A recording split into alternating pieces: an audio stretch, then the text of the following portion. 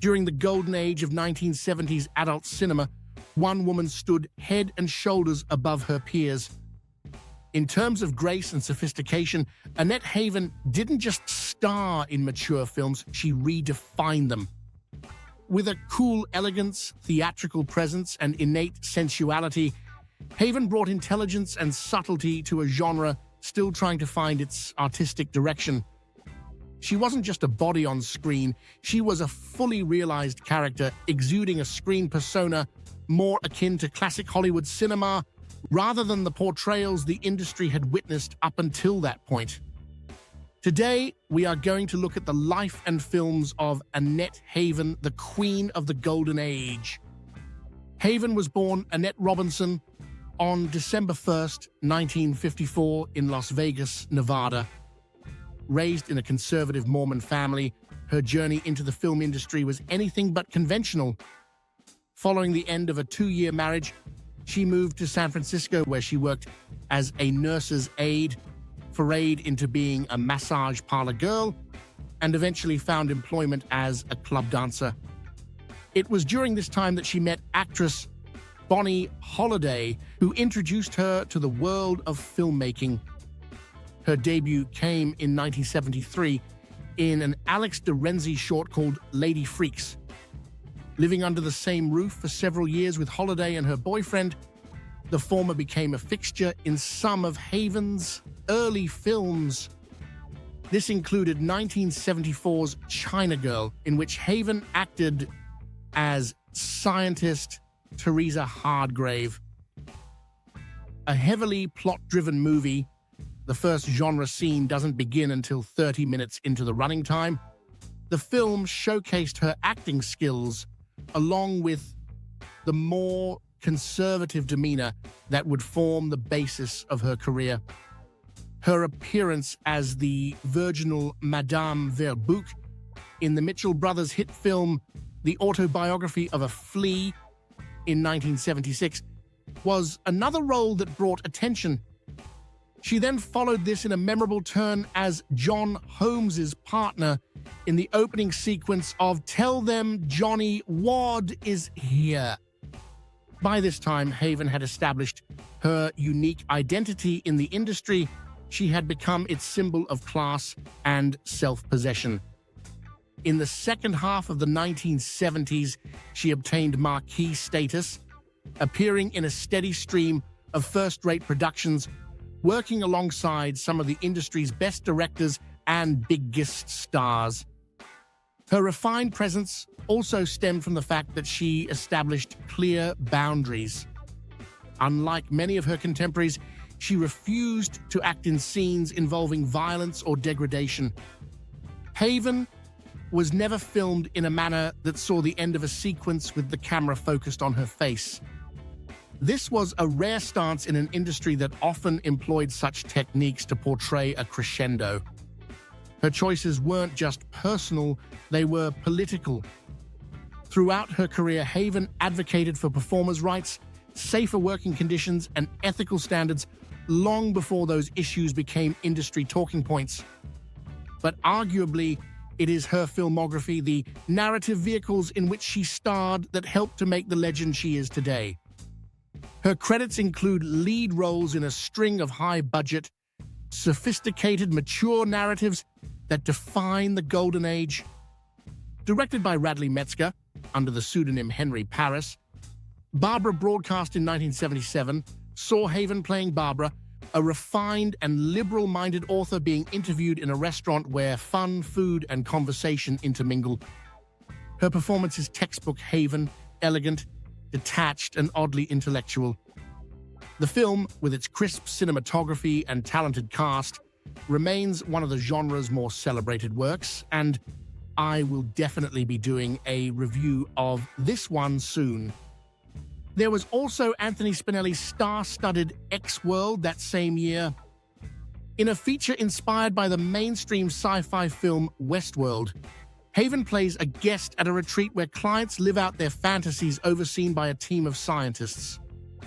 Her role, as is often the case with the characters she played, stands out for its emotional depth.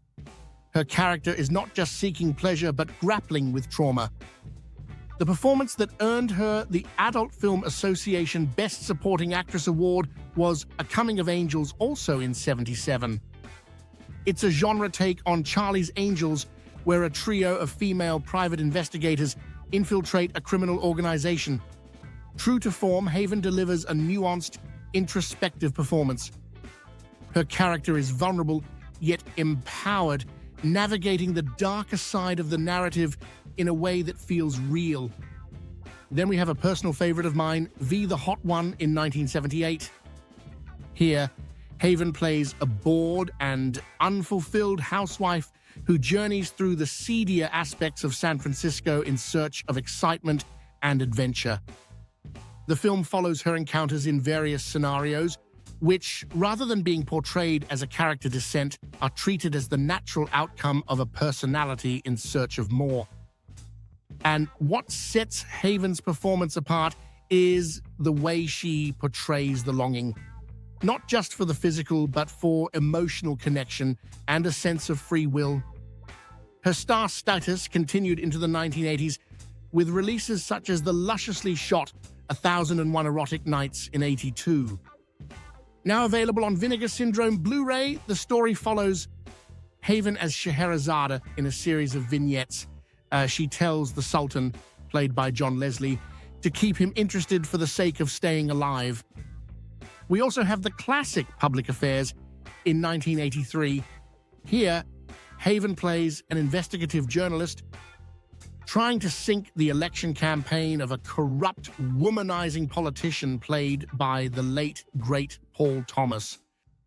The enjoyable Tower of Power came in 1985, another all-star narrative that showed what the genre was capable of with a talented cast and crew, a thoughtful script, and a semblance of a budget. One of her final films of note, the Artie Mitchell-helmed The Grafenberg Spot in 1985, is also worth hunting down to watch. And not only because it contains the infamous scene where Ginger Lynn demonstrates her fluid acting ability over Haven.